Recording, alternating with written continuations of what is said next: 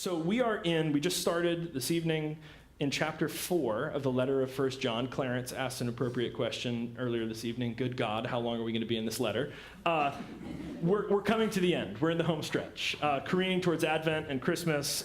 We've just got this full chapter left, and then the beginning of chapter 5 is just like a little wrap-up and conclusion. So the passage for tonight, there's a ton there. We can't cover it all, but it turns on this, what sort of appears as a litmus test, those who acknowledge that Jesus came in the flesh and then those who don't. But to get this, context is actually very important. So there's a controversy in the early church we've talked about. It's led to a split. And one of the things that scholars agree has precipitated the split is between a Greco-Roman sort of Hellenistic philosophy and mindset and then a Jewish mystical mindset, which is true of this John community who's produced this letter. So the Greco-Roman mind at this point is captivated by what's called Gnostic dualism, which is essentially the separation of spirituality from physicality, the separation of soul from body. And so the call of Gnostic dualism was to gain enough knowledge, special knowledge, gnosis, where we get the word Gnostic, so that you can sort of escape. You can evacuate. You sort of get up and out, maybe the top of your head, some kind of enlightenment. The idea that enough special knowledge would open a secret, purely spiritual, sort of enlightened ascension, so that you could transcend this physical plane. And it's a sort of, it tries to play like a sacred disintegration, as if what you most need is for your spirit to leave your body, for those two to be separated. And the problem for these Jewish mystics in the John community is that they come from the Hebrew story, which is rooted in integration. And the movement of the Hebrew story is this: creation, liberation, reconciliation. So in creation, God makes the world. God says it's good.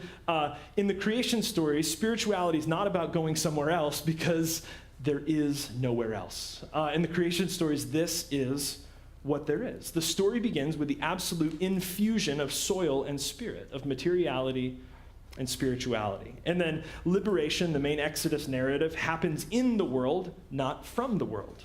Liberation happens in the body, not from the body. Liberation happens in materiality, not from it. So people aren't meant for slavery. They're not meant for exile. They're not meant for oppression. And so God becomes the name of this liberating movement so people can sort of reclaim the fullness of their humanity rather than inhumanity. Sort of this, again, this reintegration of that which has been disintegrated, put back together.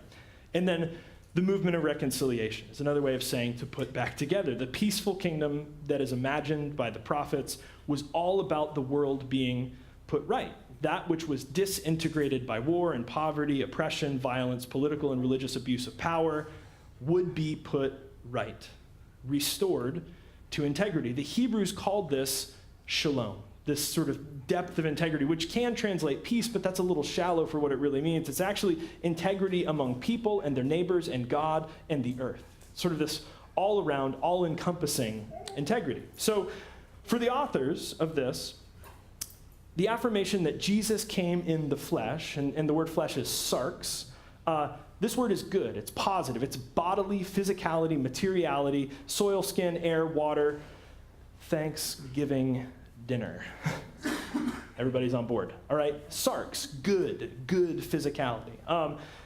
It's not, so the idea that Jesus came in the flesh is not a belief you need to hold in the right way in your head. Instead, this is the same age-old affirmation that the Jesus story is echoing, right? This echo of integrity, the echo of a story that says, this is an integrated reality. We are integrated beings, that God is not distant, detached, elsewhere, in another time. Integrated reality means God is here, now, in us, in this. The incarnation, the story of the Spirit of God alive in the flesh of Jesus, is not a creedal bullet point. The story of God alive, the Spirit of God alive in the flesh of Jesus, is not a creedal bullet point that what we primarily need to do is agree with or disagree with. This story is the affirmation of the goodness of material reality. Matter matters.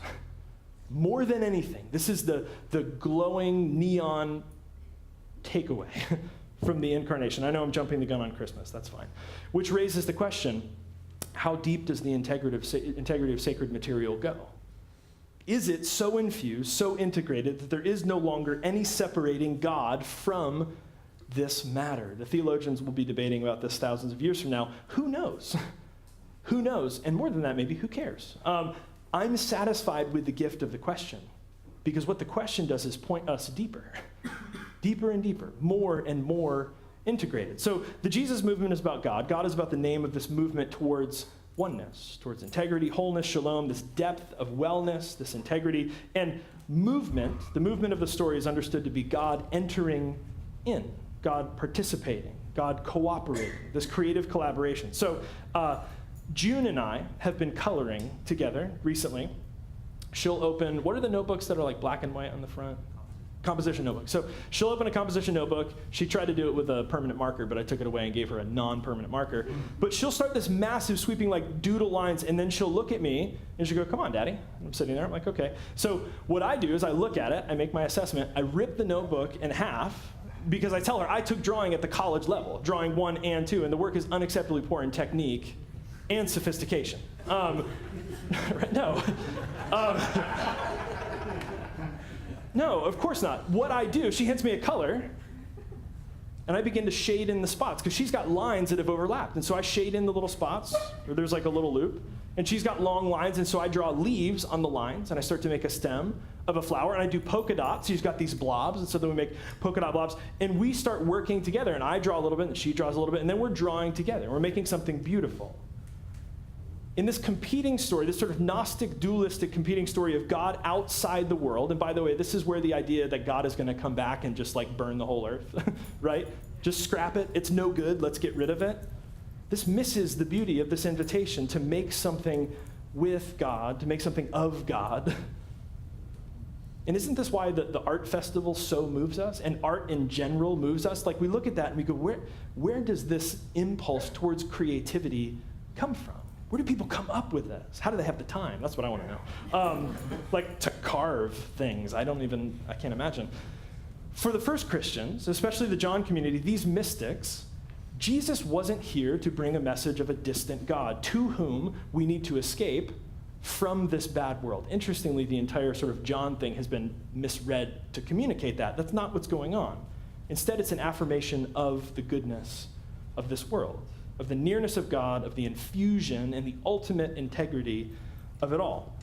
Now, this may feel slightly different from the affirmations of faith that you've heard in the creeds. And if you've ever been in a more formal congregation and like you read an affirmation of faith and a liturgy, this is going to sound a little bit different. But I want us to sort of think of it like this. At the heart of the Christian faith is a resounding, joyous, and unconditional affirmation of human life and love and the earth and soil and food and laughter and kids and skin and music and friends and bonfires under the moon and brunch at the bar and sketty dinner and yoga and Robin's fresh-made bread every week for the Eucharist and mountains and lakes and sitting in silence and the intoxicating smell of fresh-cut grass and hiking at Lake Woodruff at the perfect temperature and watching your kid watch a bird in flight in absolute wonder. Going to the lake, singing your favorite song with the windows down on your way to surf at Sebastian Inlet that summer in high school, swimming in the ocean, being with your loved one when they take their last breath, loving deeply enough and vulnerably enough that you get your heart broken, appreciating life because it will not last forever. Watching your best friend walk down the aisle, holding your baby for the first time, relishing Mr. Bill's donuts, even though they're terrible for you somehow. This is a profoundly good experience. Watching your kids make each other laugh so hard that they turn that shade of purple and both get the hiccups. It is that slow motion taste buds to brain receptors to joy chemistry of the first sip of Trilogy coffee after a restless night. And the existential human question, how does Chipotle make the rice taste so damn good? If we take the Jesus story seriously, it is an affirmation of life here. Better yet, of God in life here. Better still, a deeply integrated experience of the Spirit of God in life here. And so the big deal with Jesus came in the flesh isn't getting the answer right on the Christian creed quiz. It's getting the movement of the story right. It's getting the shape of the alignment of your life right. God is not the name of escaping this bad material world. It is the name of entering in most deeply, experiencing the depth of integrity in the supreme goodness of this life, this material world. So when this writer says, here's the test, here's the metric, here's the filter, if something is from God, it is not evacuation. It is not escape. It is not pulling things apart. It's sinking in. It's connecting more deeply. It's pulling the disparate, diverse, divided pieces back together. And this word spirit, the Greek word is pneuma, is sort of an animating energy, life force guiding and propelling something, sort of drivenness, almost like an ambition, this sort of life of its own. And if you've met someone for the first time and you immediately thought, something off about them, like they give off a bad vibe, or I can't exactly name it, but that was something odd about that party. Something a little like, I can't name it, but something weird about that meeting, or that interaction had sort of an uncomfortable thing, we say like hanging over it. That gathering had some bad juju. It's likely that your spirit, your intuition, your God-given gut is sensing that there is something out of alignment, something disintegrated, something out of integrity. And maybe you're sensing, like the spidey sense, maybe you're sensing it's not a safe place. Or like the words that are being veiled in humor actually contain hate, actually contain anger. And so it's your spirit not buying into the things that are being said on their own merit, but you're actually sensing something beneath what's being said, or the spirit in which those people have come together. And isn't this ultimately why the election was so hard for so many of us? Because the conversations that were had weren't held in a spirit of learning. They weren't held in a spirit most often of elevated discourse or of generative debate. It hasn't, for the most part, been about bringing people together and healing and reconciliation and renewal and relational cooperation. It's been about being right. And it's been about painting a caricature of another person and shredding it, attacking, distancing, severing, fragmenting, disintegrating. Me, you. And on both sides, we can, and I think we have to admit, the spirit behind those conversations, by the way, the spirit is nonpartisan. That spirit is fundamentally out of alignment with the arc of the Jesus story, with an integrity that's called for in the name of God, and this animating energy that brings people together rather than pulling them apart. The author says not only is this the spirit of integrity, shalom, oneness, this unconditional already in you, but you can discern between that spirit in you and the other spirits that are sort of going on all around you. And here's why that's so important, and I think it remains very important. A little more background. I'll try and do this quickly. The first Christians arose because there was a story of this sort of teacher, prophet, healer, a homeless Jew who had been dead, and then he apparently was raised from the dead, and people had been experiencing him after his death. And so these communities sort of incubated within the synagogues, and then eventually they moved out on their own, and even exploded into especially the Greco-Roman world, where we get this Gnostic dualism. But here we are 30 to 50 years later, and there are not churches as we imagine. There are not Bibles as we imagine. There's a church here, and sort of a church there, and one in the living room, and one sort of in the veranda behind the restaurant, and one pops up in Ephesus, and then Corinth, and Philippi, and Laodicea, and then John's community sort of comes into being, and they don't have the Bible. They might at best have fragments, they've got writings, they've got sort of people telling stories. Maybe they've got the whole Gospel of John by this point, but most of them have never met someone who actually knew Jesus. And so they're playing in the ancient world. They're playing telephone with followers of followers of followers. They're playing with an oral tradition. They're playing with some letters from people who have founded these communities and are maybe pastors of them. And maybe once in a while, maybe every few years, they'll meet someone who actually knew an original disciple. Not even the historical Jesus, but just knew someone that knew Jesus. And so the author is saying in this letter, now there are all sorts of people who are coming around to these new existing churches and making competing claims about the things that they believe. And this community is trying to sort out how do we make sense? How do we discern what we're hearing? Because it's not like they have Jesus there who can say, this is true, this is false. You should live this way, don't live this way.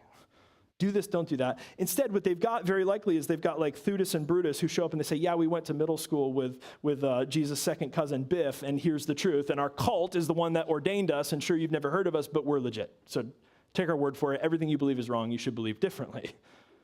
I have authority. I was ordained.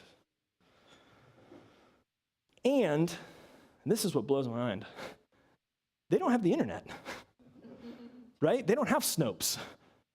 So they're literally like meeting together, thinking they're a part of, like getting caught up in something. They're captivated by this. And they have all these random people coming and going, no, not that. This is right. You're wrong about this. You should actually do this. How in the world do they make sense? How do they discern the spirits? How do they discern the truth and the way? How do they know that what their coworker said isn't legit or is legit? How do you know whether or not you've been deceived or bought into a lie? How do you know? How do you know? How do you know whether or not, and this is tough, right? I live in this place a lot. How do you know whether it doesn't just feel good? And maybe it sort of strokes your ego, and actually what it does is it confirms what you really want to believe. But maybe what you need is not to believe what you already believe, but to be challenged on that. So how in the world, in this ancient world, how do you discern that? The author says, test the spirits. Now at this time, what would happen is you would go to the market, and there were all sorts of coins, but there were also all sorts of counterfeits. And so this word test was a word that was commonly used for examining a coin to find out if it was counterfeit. Dokimazo, which is really fun, and it sounds like, I don't know. There's a bunch of different ways I wanted to go with that. I'm not going to. What it means is test. See that? I'm discerning. Don't do that. So this happened last Sunday at Sunday Soul Brunch at the door. Somebody went to pay with a $100 bill. Does anyone regularly pay with $100 bills? Anybody? Awesome, cool. So you may have heard that we're in a pledge drive. We would love to speak with you personally after the service. When you pay with 100, what does the cashier immediately do? And not you, but you've seen this when somebody's paid with 100, right? Yeah, they hold it up, they pull out the pen, they do something to test the credibility. They dokimazo the bill. And in the old movies, they'd take the gold coin and like bite it, which almost seems like, wouldn't that ruin it, right? It's a gold coin with teeth in it now, I guess. So they're looking for some sort of authenticity, some kind of watermark, something from the mint, the producer, that makes it hard to counterfeit. And the author uses that word, dokimazo the spirit. Hold it up, examine it, look at it. Figure out whether or not it's legit or counterfeit. Like, if the spirit is about getting out of this bad world, it's a fake. If this is about God primarily somewhere else, it's a fake. If it's using God to justify pulling apart and separating, dividing and excluding, it's a fake. It's counterfeit. But if it's about God and this movement of oneness and integrity, if it's about non-duality and wholeness, if it's about God here, now, in the depth of life, that sounds legit. Go on. But he says, and this I love, don't take my word for it. He says, dokimazo, the spirits. You test the spirits. You all. And the thing is, this letter is not written to scholars. It's not written to theologians. It's not written to people with technical religious training. He's saying again, and this isn't new to this letter, he's saying people are capable of profound levels of discernment. He's saying you decide. You discern. You've got a gut. You can tell. Test the spirits. And the reason he says to do it is because he actually believes that they can do it, right? He's saying, you should do this. I think you can actually do this. And he's displayed this extraordinary confidence in this maturity and ability of these people in this community. 2 chapters back, he said, people are trying to lead you astray. And again, instead of him saying, I've got the answers, let me set you right, I'm going to tell you how it is. Instead, he says, don't let anyone teach you. Don't let anyone teach you. You've got everything you need. You're fine. You're capable. Discern. Be wise. He's saying to them, you can do this. And I'm saying to you all tonight in 2016, you can do this. You can do this. You know. You can discern. You can do this. And for us today, I think especially for us, for a congregation like this, for whom the Bible and denominational standards and creeds and belief systems hold less authority, they hold less water, those of us who distrust any self-proclaimed experts and institutions who claim absolute truth, for us, sort of walking around in the world with this postmodern mind, we are awash again in a sea of competing claims and competing truths. And I think what we need is the ability to cultivate this practice of discernment. What's good? What isn't? What's healthy? What isn't? What's valuable? What isn't? And I would suggest this is as important for us now as it was for them then, and as relevant now as it ever was. is the spirit that you're coming up against, the spirit you're discerning, one of integrity, affirmation of this life, this world, propelling us towards connectedness and humanity and wellness, peace, goodness? Good. That sounds like it's of God. Feel free to lean into that. Is the spirit you're discerning one of brokenness, degradation, rejecting this life and this bad world, inhumanity, division, driving towards hate and fear and depression? That sounds like it's not of God, right? And I love that the author says nothing about punishing that spirit or rejecting that spirit or actually doing anything at all with that spirit. He just says, be aware. Just discern. You just need to be able to recognize those spirits. He doesn't say to do anything with them. Just know that they're there. Just recognize. He puts so much faith in these people. You're fine. You can do it. You're going to be great. And the relief for me is that it's not on me to discern this for you. You are capable. You're capable. And sure, I'm happy to do it with you. And collective ought to be a place, I hope, where we can discern together, especially when we come up against things we're really not sure of. But it's not about a book, and it's not about an expert, and it's not about one person. He says, you can do this. You all can do this. We were talking at Occupy Trilogy Wednesday about how the Quakers have historically done this. They call together what's called a clearness committee. And the idea is if you're up against a matter of discernment and you can't land it on your own, you can ask for a clearness committee to be convened. And they help you discern that particular thing, that issue.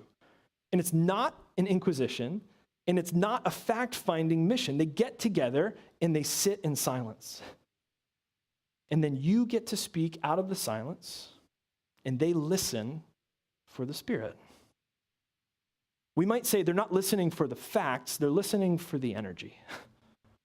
Right? What's going on? They don't want to know more about what's going on. They want to listen for what's actually behind it. Or we might say they're not listening for the merit, they're listening for the Spirit. They're not looking for an argument for or against why you want to or don't want to do the thing. What they're doing is deeper listening.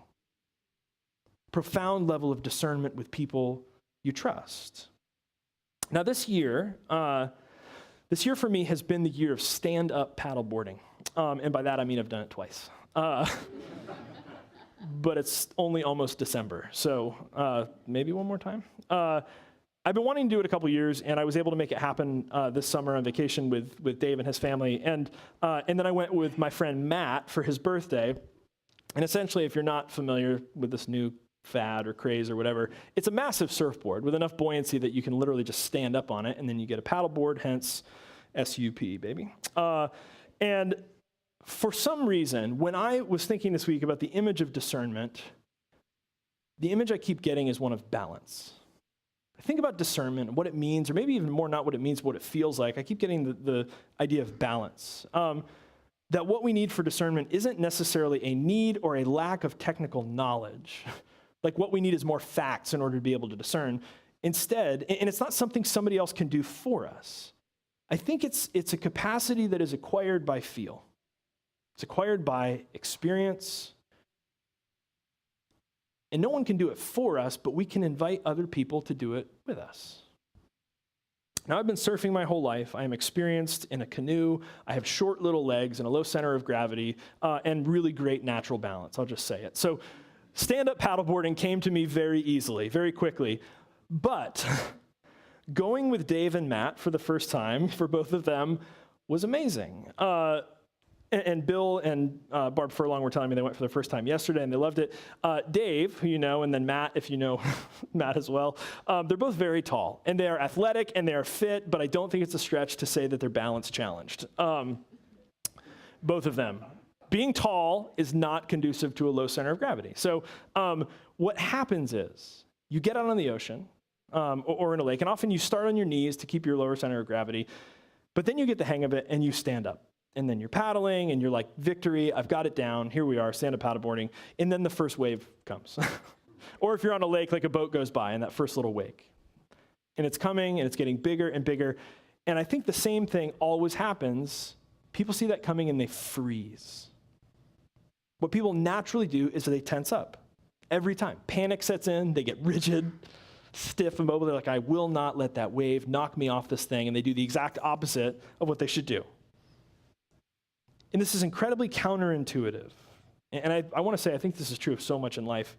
What you need when these waves are coming at you is to get all, and this is a technical term, noodly.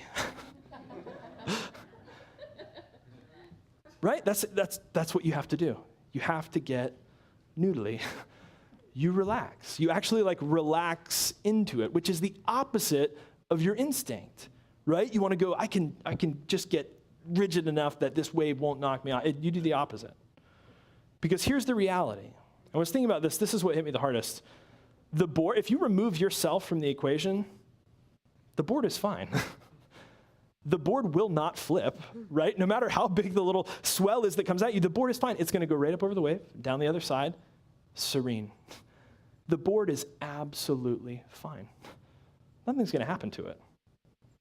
And so if you get noodly and you relax and trust the board and you just go with it up over the wave and down the other side, you're going to be fine.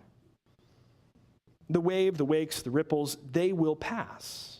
But the board that you're on, what you're grounded to, what you're anchored in, where you're balancing, that's solid. You're good. You stay on that, you're good. I think the board is like the spirit of integrity, the spirit of God, the spirit that this author keeps insisting people already have in them. That's already there. That stability, that life, the unconditional, that's here in this life, it's there all along, just below the surface. I think that's like the board. It's there. It's stable. It's fine. It will keep you afloat. You're good. You've got it. And I think the waves, the ripples coming at us are like these other spirits. These things over and over. And they're always coming. And they're always passing. They threaten to throw us off or knock us over, tip us. And I think the invitation, the practice of discernment is the balance itself.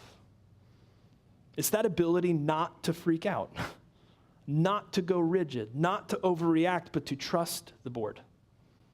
To trust that spirit that you're already grounded on. Your feet are already there.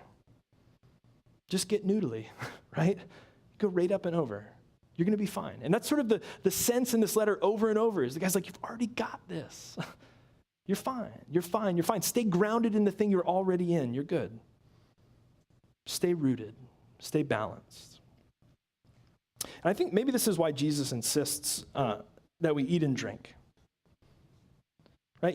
I think he's rooting his followers and he's rooting us in physicality, in life, in this world.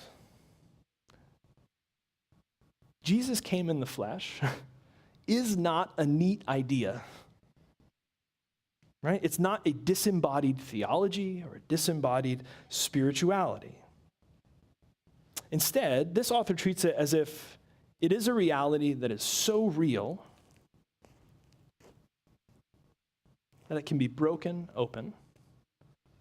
A life that is so alive that it can bleed. That kind of physicality. The life of God alive in that materiality, not some abstract theological idea. It can be broken. It can bleed. And maybe this is why he says, remember. Remember, because we forget. Because every week when we walk out of here, the waves start coming again. And we tense up. And we forget what we need is to go noodly, which is really hard. It's easier said than done. That's why we do it every week. Remember, remember, remember, remember. You're good. You're okay. You have a God-given gut. You can do this. You can discern. You know what's good and what's not. Easy. Trust the Spirit. Discern. You've got this. You've got this. We set the table each week around that affirmation of the goodness of these lives, of our lives, of this community. In the invitation, I think so often we think that that religion and church primarily invite us to believe something about something else. Believe this about God. Believe this about Jesus. And one of the things that strikes me about this letter is that so much of it, the hardest thing to believe in this entire letter, is the things that the letter believes about us. You got this. You're good. You're fine. The Spirit of God is already in you. You're going to be great. You're going to be fine. When you're ready, come and grab a piece of bread and dip it in a cup. This table is set for us as it is each week. It's open for our community and for all people. And no one will ever be turned away.